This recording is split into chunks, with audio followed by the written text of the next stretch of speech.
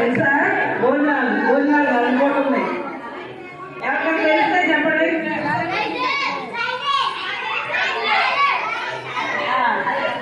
Fridays కరెక్టే. ఇంకా ఇంకో స్పెషల్ డే ఉంది.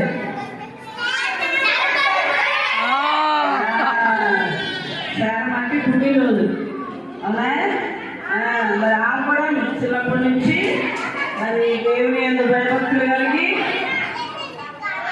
ఆ రోజుల్లోనే ఆవిడ ఎంఏ ఇంగ్లీష్ లెక్చరర్గా వర్క్ చేశారు. వినాలి దయచేసి ఒక్క 5 minutes మాత్రం నేను మీతో మాట్లాడతాను. అందరూ కూడా నిశ్శబ్దంగా ఉండాలి.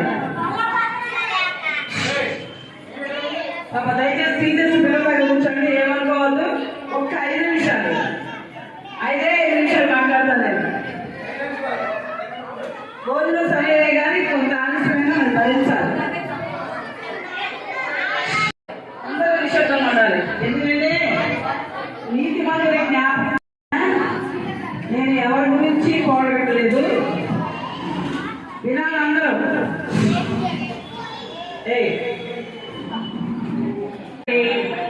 ఎప్పుడూ కూడా ఈరోజు స్పెషల్గా చేస్తారు. ఎందుకంటే ఆమె దేవుని బిడ్డగా ఈ లోకంలో జీవించారు.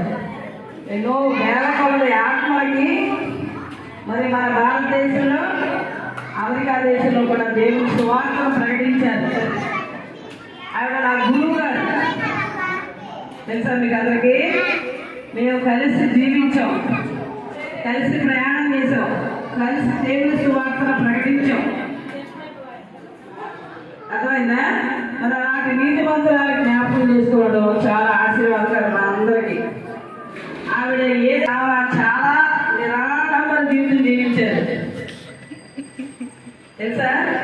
ఆవిడ ఒక లెక్చరర్, తర్వాత దేవుని సువార్త సండే స్కూల్ పరిచయాన్ని ప్రారంభం చేశారు. గాస్పెల్ అసోసియేషన్ ఆఫ్ ఇండియాలో సండే స్కూల్ ప్రారంభం చేశాం.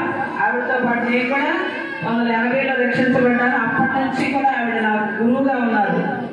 1983 నుంచి ఇప్పటి వరకు కూడా నేను సండే స్కూల్ పరిచర్యలో చిన్నపిల్లల శబ్దంగా కూడా దేవుడు నన్ను కూడా పాడుకుంటున్నాడు. ఎవరు అంటే నాకు మాదిరి ఫస్ట్ యేసుక్రీస్తు వారు, తర్వాత మా గురువు గారు మారికొండ విజయ శారా గారు. మరి ఇంత కష్టపడి దేవుడి కోసం జీవించింది ఆవిడ. ఈ బిల్డింగ్ కట్టింది, కింద బిల్డింగ్ కట్టారు. ఎంతో మంది అనాథలకి సహాయం చేశారు. ఎంతో మందికి ఎవరికైనా ఏదైనా లేదు అంటే మన అవసరం ఆపేసి వాళ్ళకి ఇచ్చేవాడు. ఎందుకంటే నేను ఆవిడ పాపా మేము సైకిల్ చేస్తున్నాం. మనందరం ఈ స్థలంలో ఉన్నామంటే ఆమె యొక్క కృషి, పట్టుదల, ఆమె ప్రార్థనా జీవితం, ఆమె యొక్క విశ్వాస జీవితం వృద్ధిగా రాలా. అక్కడ బిల్డింగ్ నిర్మించిందా? కాబట్టి ఆవిడ ఎంత మాదిరిగా జీవించారో మనం కూడా యేసు ప్రభుని అంతా వాళ్ళకి 62 సంవత్సరాలు జీవించారు ఈ భూలోకంలో. అనేక గ్రామాలు, అనేక పట్టణాల్లో, ఆఖరికి చనిపోయే ముందు 10 సంవత్సరాల క్రితం అమెరికా దేశం వెళ్ళారు. అమెరికాలో కూడా చాలా ప్రాంతాల్లో వాడబడ్డారు.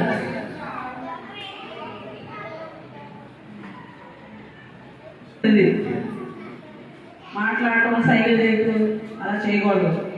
దేవుడు మన మధ్యలో ఉన్నారు. ఏమైనా అంత అయిపోయినాక కొంచెం బాగు చేస్తుంది అనుకోబారు. దేవుని సమయం, దేవుని సన్నిధి. దేవుని సన్నిధిలో అందరం సమానమే.